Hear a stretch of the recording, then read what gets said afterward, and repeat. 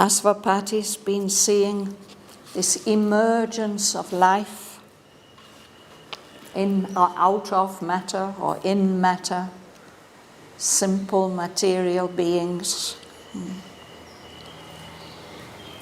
And he says that the impulses that those little primitive beings experience, the urge to survive, to enjoy as much as possible, that is still driving our lives. No?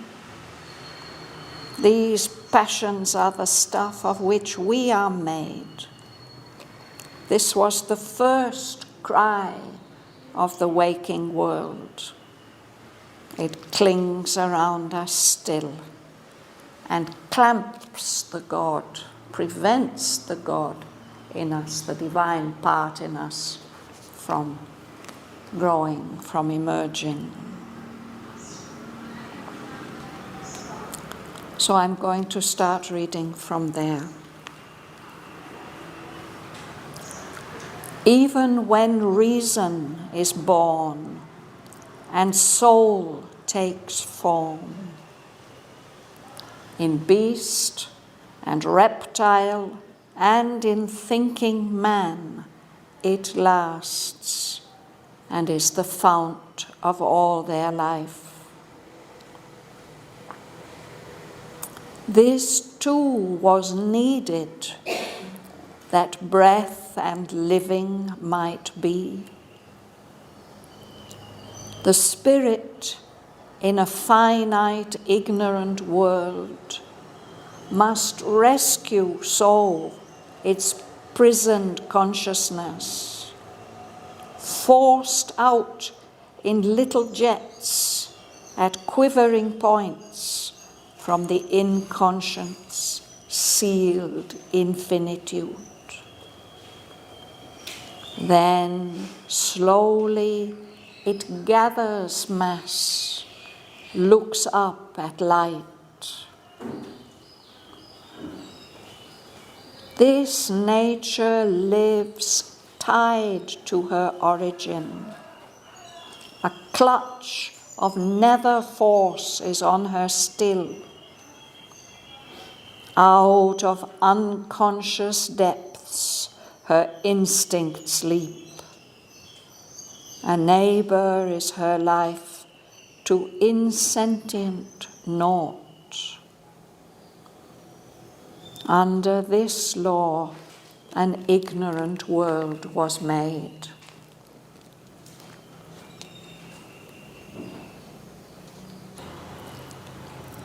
In the enigma of the darkened vasts, in the passion and self-loss of the infinite, when all was plunged in the negating void, non-being's night could never have been saved if being had not plunged into the dark, carrying with it its triple mystic cross.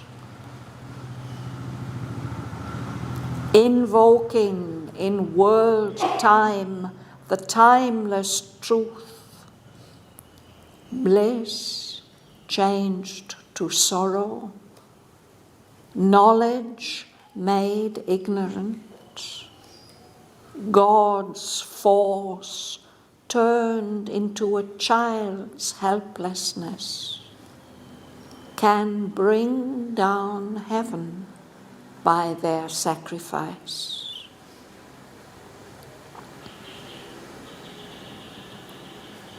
A contradiction founds the base of life. The eternal, the divine reality, has faced itself with its own contraries. Being became the void, and conscious force, nescience, and walk of a blind energy. And ecstasy took the figure of world pain. in a mysterious dispensation's law, a wisdom that prepares its far-off ends, planned so to start her slow aeonic game. A blindfold search and wrestle and fumbling clasp of a half-seen nature and a hidden soul. A game of hide and seek in twilit rooms. A play of love and hate and fear and hope continues in the nursery of mind, its hard and heavy romp of self-born twins.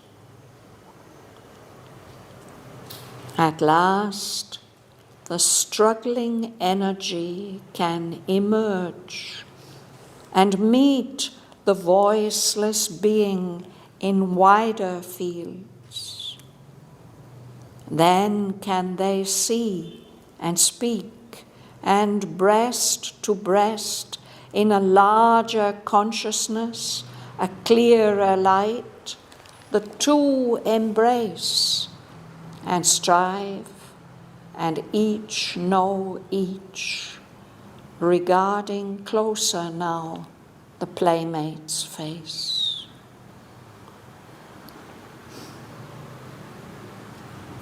Even in these formless coilings, he could feel matter's response to an infant stir of soul.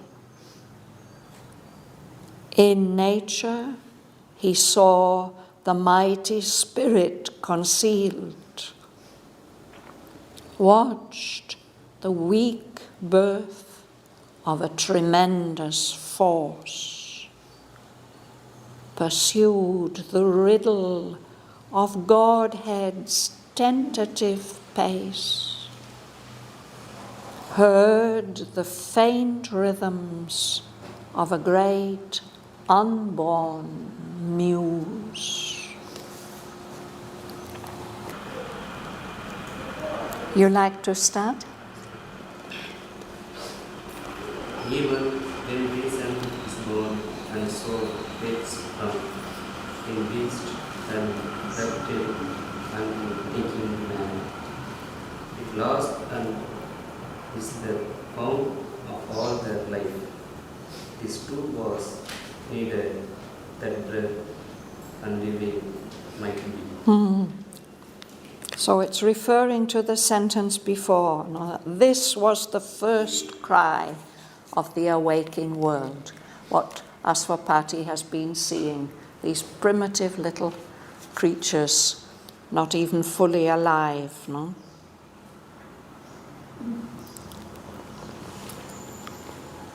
So that those instincts and those that push, it clings around us still, even when reason is born and the soul begins to take shape. That still is there, it lasts in beast and reptile, and in thinking man it lasts, and is the fount, the source where their life comes up like a fountain. That very first primitive struggling life. And he says this too was needed. This is a necessary stage. That is what King 𝐿𝐼𝐸𝐷𝐸 sees.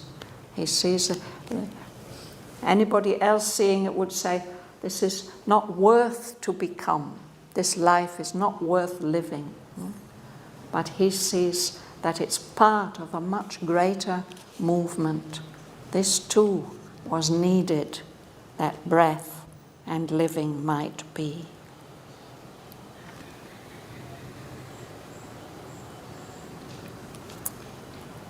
Alice?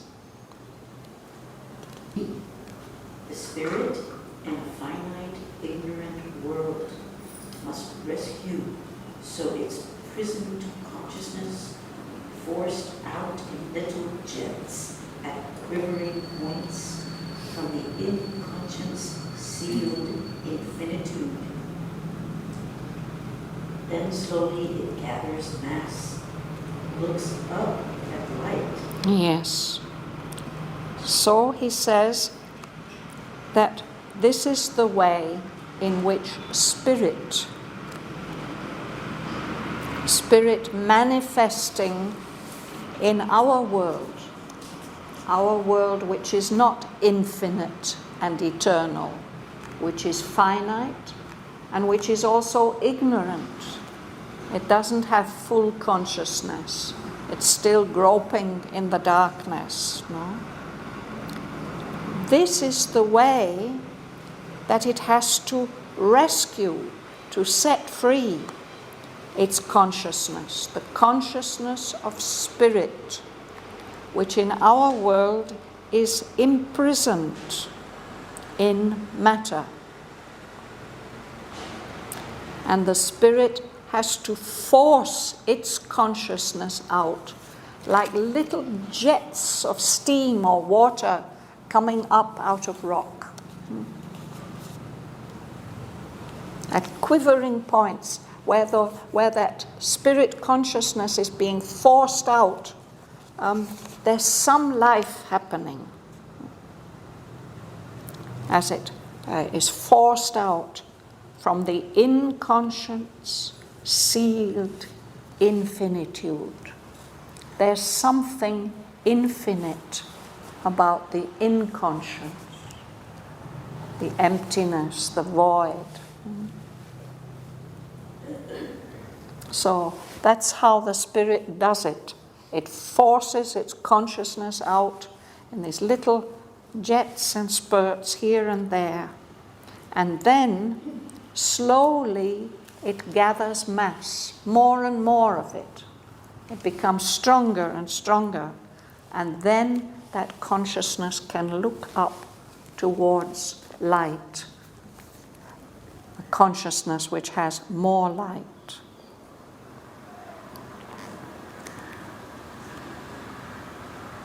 Dawn. May I ask first a question? Yes, please do.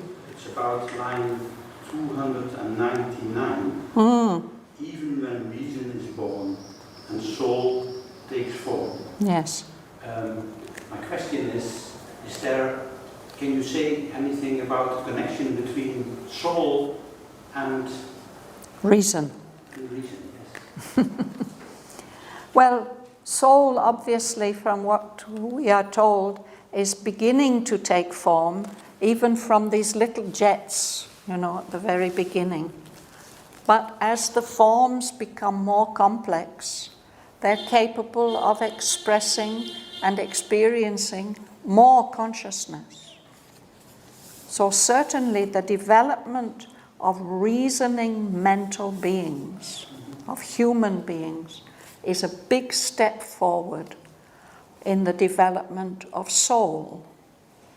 The soul, the divine spark, is there, even in the stone and everything. No, it's the divine presence is there in everything. But with the beginning of life, its possibilities for expressing and experiencing and growing become much more. And then the soul experiences all these different animal forms, which we will read about in this canto.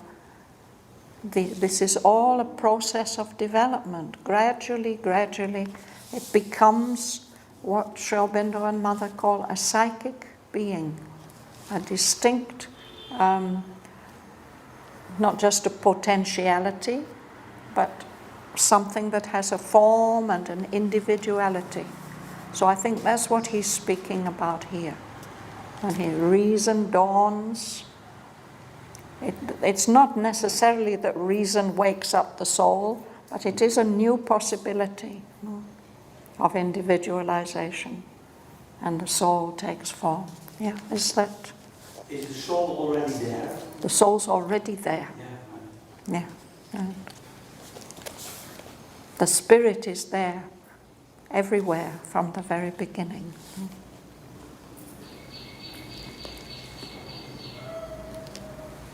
So you were going to read, Don? This nature lives tied to her origin. A clutch of nether force is on her still. Out of unconscious depths, her instincts lead. The neighbor is her life to insentient naught. Under this law, an ignorant world was made. So he's been speaking about the manifestation of spirit in a material world. This is the way that spirit, fully conscious spirit, has to rescue its consciousness. So this nature that we know, what we think of as Mother Nature, Mother Earth, material nature, it's alive, it lives, but it's still so much connected to its origin of inconscience, inertia, the inconscience and inertia of matter.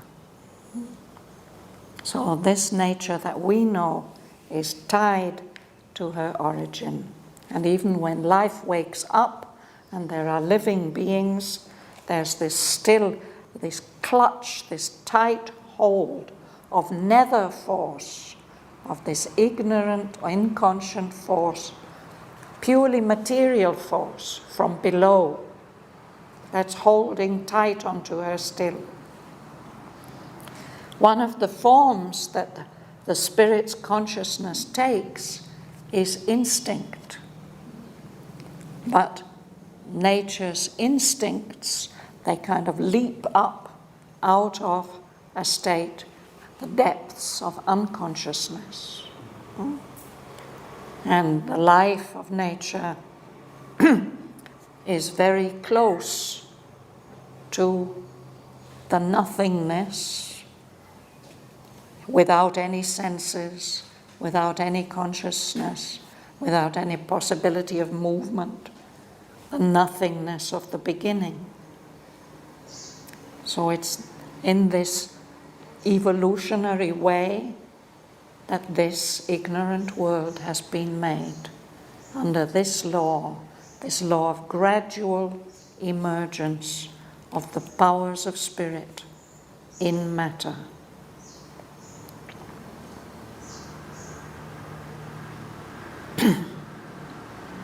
Lorraine.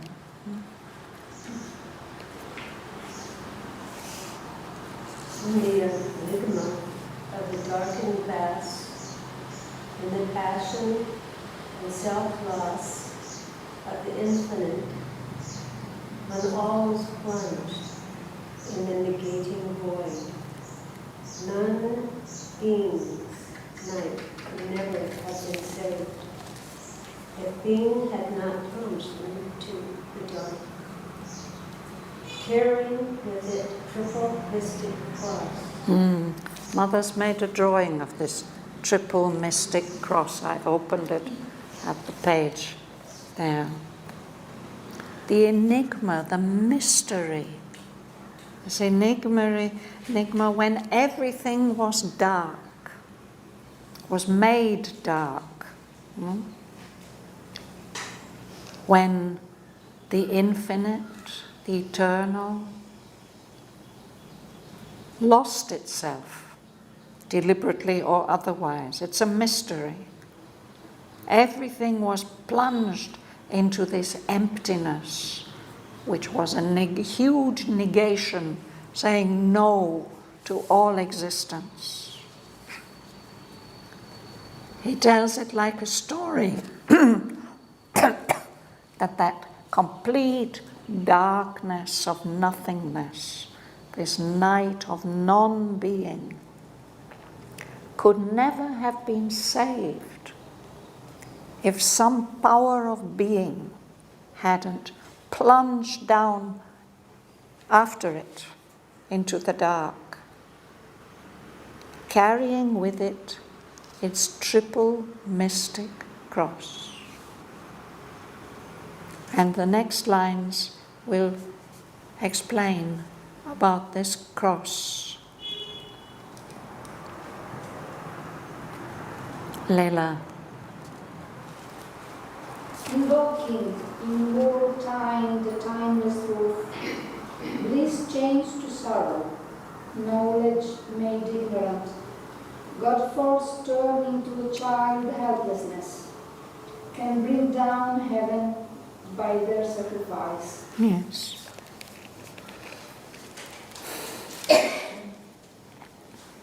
So we've heard about this fall, haven't we? We've read about it before, about how the four great beings were sent to create a new world, the being of consciousness and truth and life and bliss. But on the way, they turned into their opposites. They cut the connection with the origin and they turned into their opposites. Here it's told in a different way.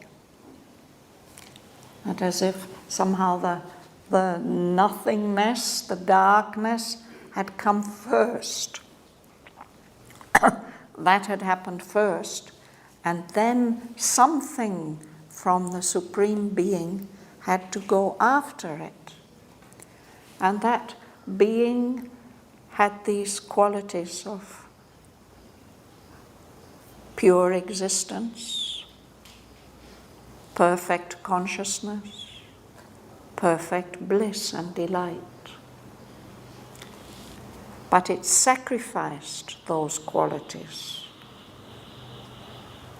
What it's doing is it wants to invoke in the time of our world, our finite, non-eternal world, invoking in world time the timeless truth, the truth that is beyond time and limitless.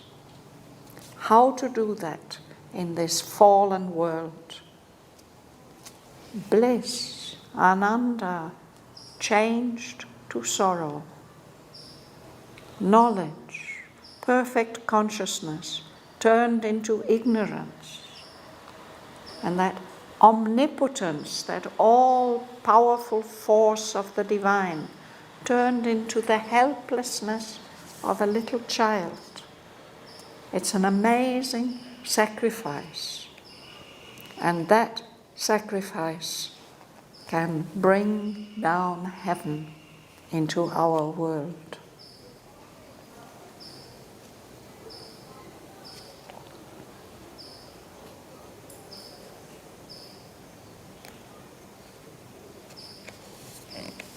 Fanny, would you read?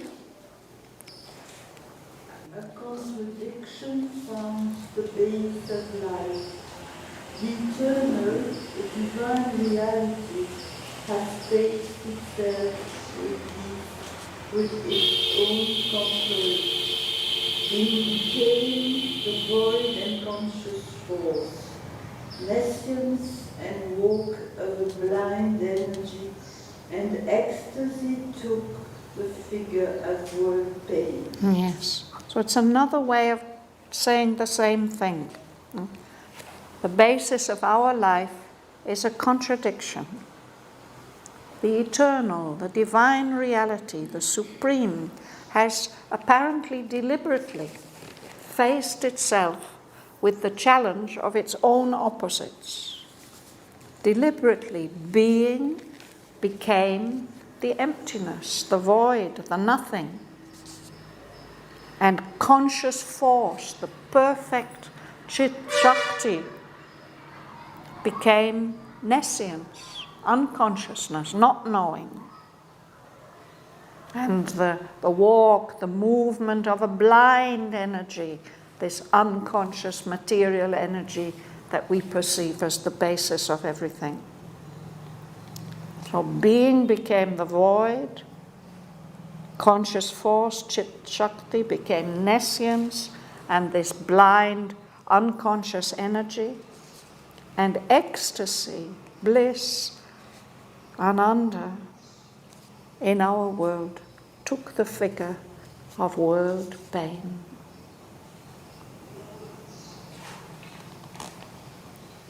How and why could this happen? Joel, would you read?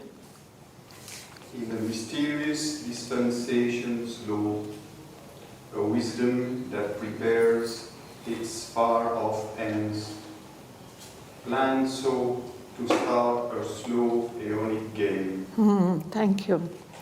So there is a kind of law, a law of a mysterious dispensation. Dispensation is a word that we use about the divine, the creator. This is the way he set up his game, like this. But it's a mysterious way. Why is he starting his game like this? The one who's setting up the game for him is the supreme wisdom, or wisdom. And that wisdom is preparing the end of the game, the very far off, distant end of the game. And so this is how she starts it, with this law of opposites. I was watching a nice film the other day about a young girl from a very poor background, a slum child from Uganda, became an international chess champion. And one of the things that she could do was the capacity, somehow she had this miraculous capacity to see from the beginning of the game how it could work out. No? So this wisdom is like that. It sets up the pieces in a certain way and sees how it can work out to the desired result in the end. And it plans to start this slow game that's going to take eons, millions and millions of years to be played. And then he describes the game in another way, Ganga Lakshmi. The blind fall, search and wrestle and fumbling theirs for the half-seen nature and the hidden soul, the game of hide and seek in twilight rooms, the play of love and hate and fear and hope continues in the nursery of mind.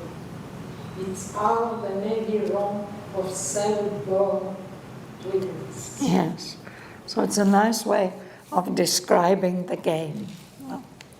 The players are blindfolded. They can't see each other. They can only feel each other. It's like the game of blind man's buff. They can feel and then they have to guess who is there. So these two people, or two beings who are playing, one is nature and the other is soul. Nature we can half see, soul is hidden. And he says this is a game of hide and seek.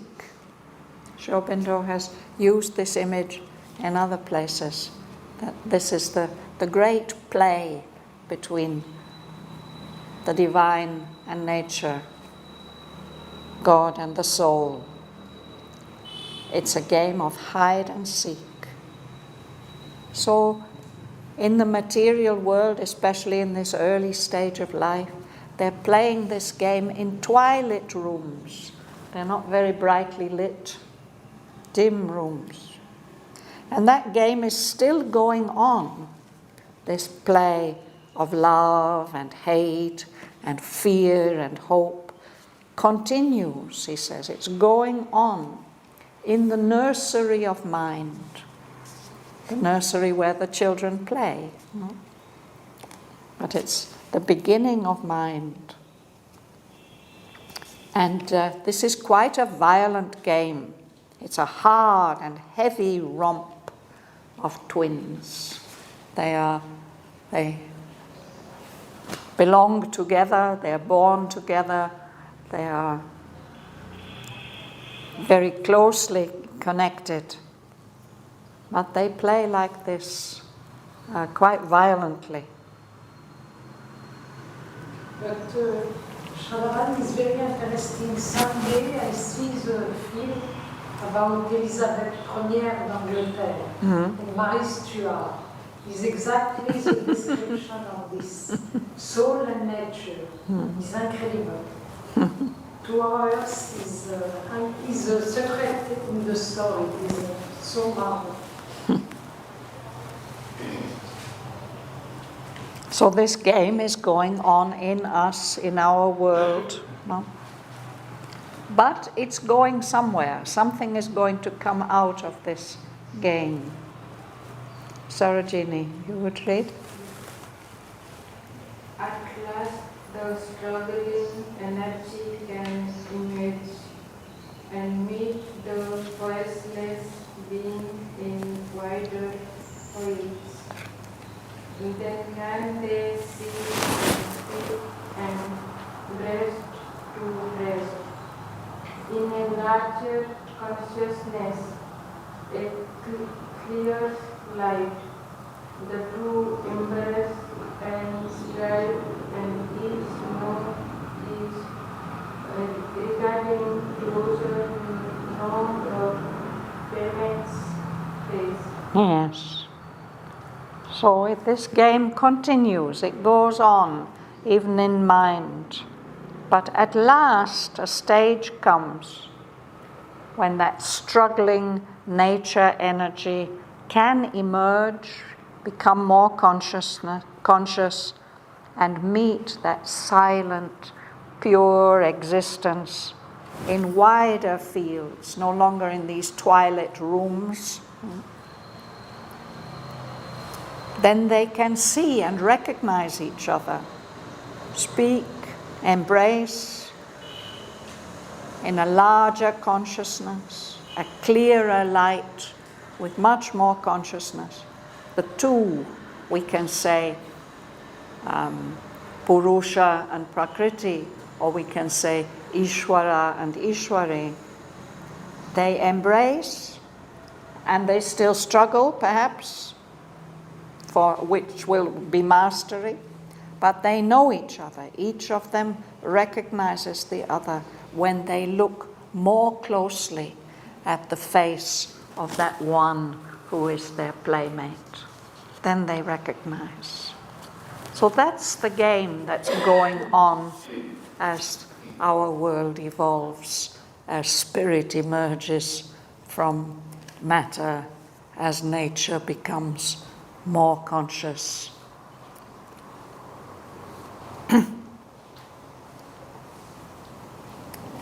Kamala.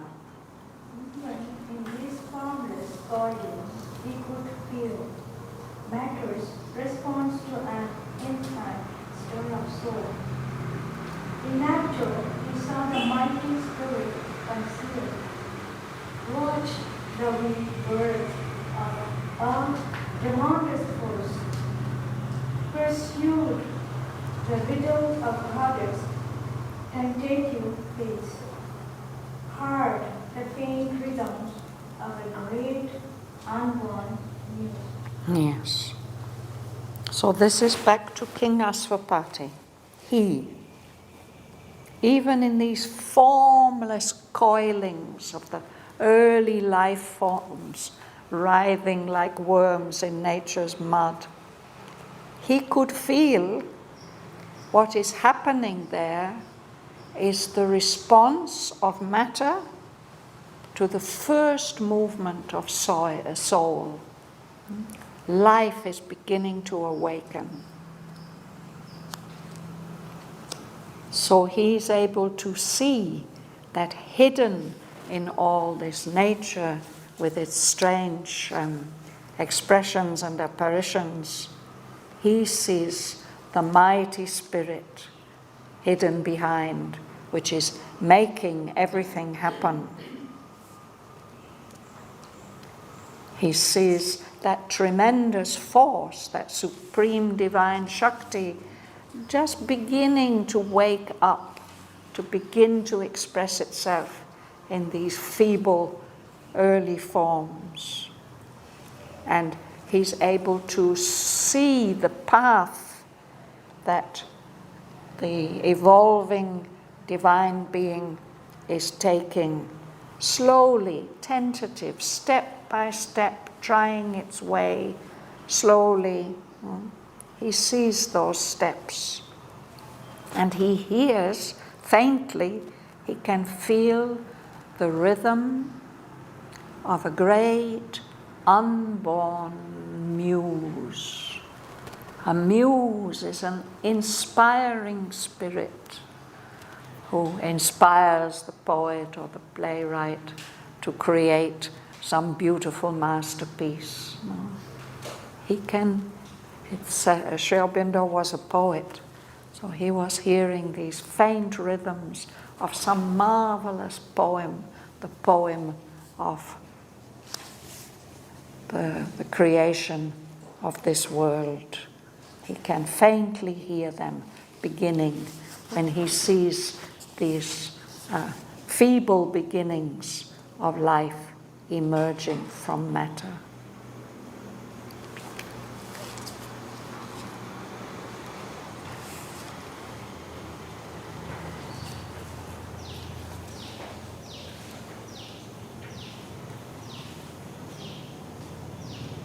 So all these pages since the beginning of the canto, from page 132, have been talking about this emergence, this painful, difficult, slow beginnings of emergence of life in matter, from matter, becoming more and more independent. And perhaps we wouldn't see any meaning at all in the development of these slimes and molds and single-celled creatures and so on. But Aswapati is able to see that this is all part of a huge plan which has been planned by the supreme wisdom in a particular way for a particular reason. And he sees it also as this play of the Lord and the Mother, the Supreme and his conscious force. So next he will write about the animal creation. And then at the end, the first emergence of mind in living creatures. All this is part of the kingdom of the little life.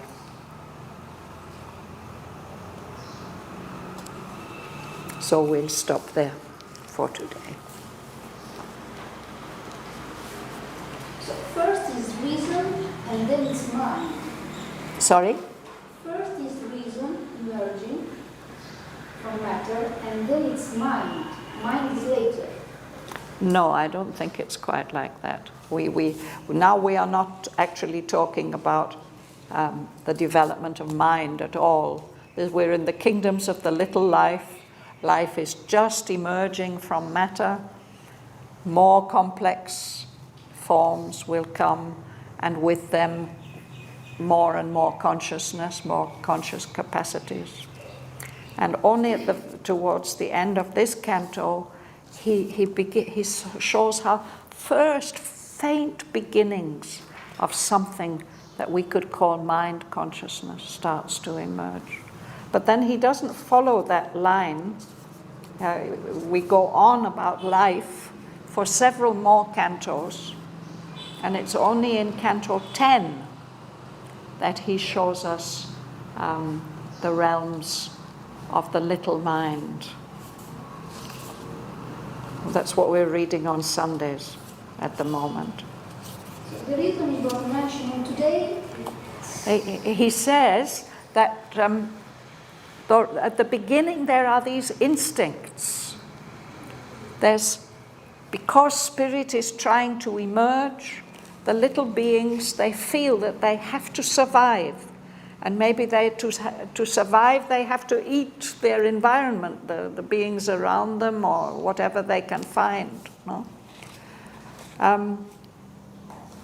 But those instincts that are there at the very, very beginnings of life, they're still in us, even when reason is born, even when beyond reason the soul takes form. Those instincts are still very, very influential in all our life movements. That's what he said. Does it make sense to you? Yes. Yeah. I believe that there are very different degrees of whatever. So when he says reason today, it's something like a very basic. So human beings have come to a level of reason, and we tend to think that because we have that power of reason, we are the lords of creation. No, we're the kings, the highest species. He reminds us that beyond the power of reason, there's also the power of soul, which has been taking shape slowly all the time through all these developments. And even when we come to human beings who mostly have developed reason and who are carrying within them a fairly fully formed soul, not yet perhaps the fully developed psychic being, but some psychic spark is there, which can't be there in animals. It can't be fully formed in animals. Even then, these instincts of the lowest forms of life, we're carrying them in us. That's basically what he's saying here. And that's because it's all been this play, this game from the beginning, no? The emergence of spirit in matter, or from matter.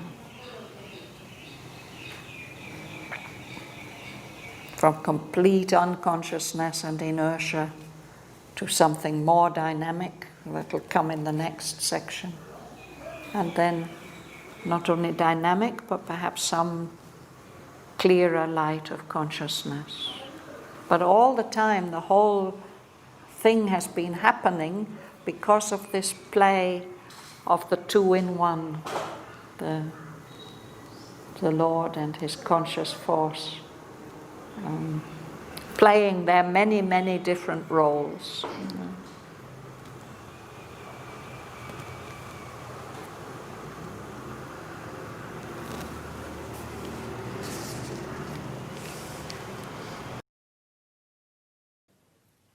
Even when reason is born and soul takes form, in beast and reptile and in thinking man it lasts and is the fount of all their life. This too was needed, that breath and living might be. The spirit in a finite, ignorant world must rescue so its prisoned consciousness, forced out in little jets at quivering points from the inconscient's sealed infinitude. Then slowly it gathers mass, looks up at light. This nature lives tied to her origin. A clutch of nether force is on her still. Out of unconscious depths her instincts leap. A neighbor is her life to insentient naught. Under this law, an ignorant world was made.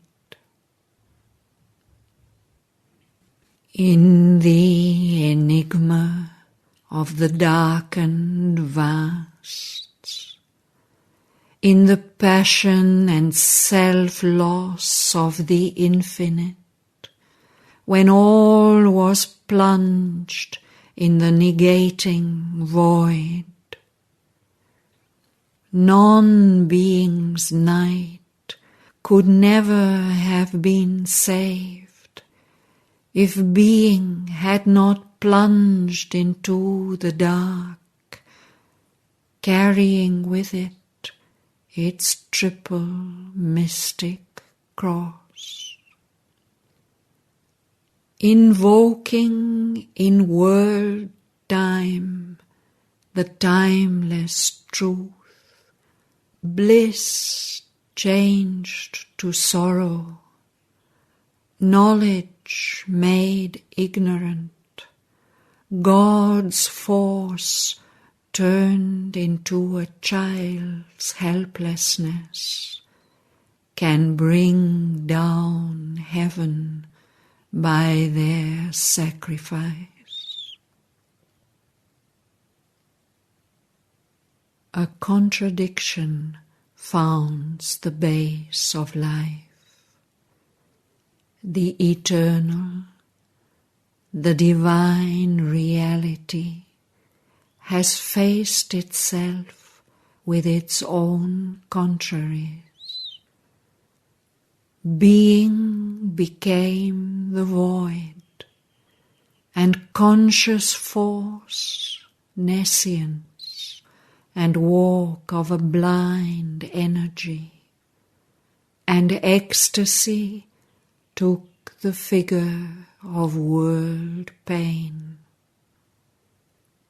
In a mysterious dispensation's law, a wisdom that prepares its far-off ends, planned so to start her slow aeonic game.